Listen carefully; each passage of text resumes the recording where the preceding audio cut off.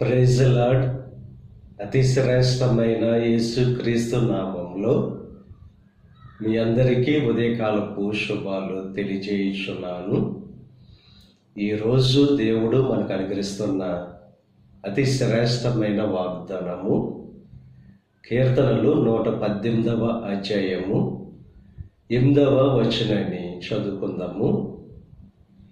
మనుష్యులను నమ్ముకునుట కంటే యెహోవాను ఆశ్రయించుట మేలు. మనుషులను నమ్ముకునుట కంటే యెహోవాను ఆశ్రయించుట మేలు అని చెప్పి దేవుని యొక్క వాక్యం బహుస్పష్టంగా తెలియజేస్తుంది. యెహోవాను ఆశ్రయించు నరుడు ధన్యుడు. ఈ లోకంలో ఉన్న మనుషులను ఆశ్రయిస్తే మేలు అనేది కలగదు, కానీ దేవుణ్ణి ఆశ్రయిస్తే మేలు అనేది కలుగుతుంది.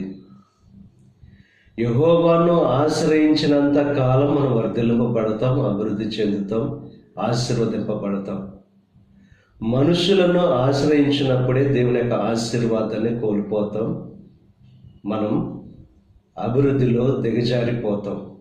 ఇక ఉదయకాల సమయంలో శ్రేష్టమైన జీవితంగా మనకి జీవితం ఉండాలంటే, ఏ లోటు లేకుండా సమృద్ధి అయిన జీవితంగా మనకి జీవితం ఉండాలంటే ఎల్లప్పుడూ కూడా దేవుణ్ణి ఆశ్రయించే వారంగా మనం ఉండాలి.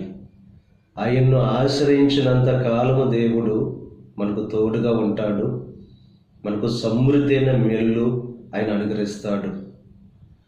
ఆయనను ఆశ్రయిస్తే ఏ మేలు కూడా కొదువై ఉండదు. మన జీవితంలో సమస్తాన్ని అనుగ్రహించేవారుగా ఆయన ఉన్నారు.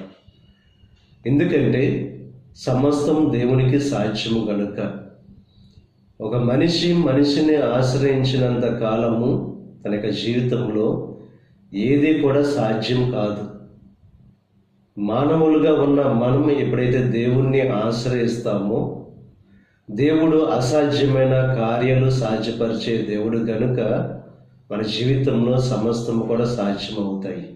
ఉదయకాల సమయంలో దేవుణ్ణి నమ్ముకొని దేవుని ద్వారా మేలు పొందుకొని దేవుని ద్వారా అభివృద్ధి చెందవలసిందిగా ప్రభు పేరట మిమ్మల్ని కోరుచున్నాను. దేవుడు మిమ్మల్ని దీవించి ఆశీర్వదించి మీ జీవితంలో సమస్త మేలులు అనుగ్రహించును గాక. ఆమేన్. ప్రార్థన చేసుకుందాం. పరిశుద్ధుడా, మహోన్నతుడా, కృప కలిగిన దేవ, ఈ ఉదయకాల సమయంలో అనుగ్రహించిన అతి శ్రేష్టమైన వాగ్దానాన్ని బట్టి నీకు స్తుతులు చెల్లిస్తున్నాం దేవా. మనుషులను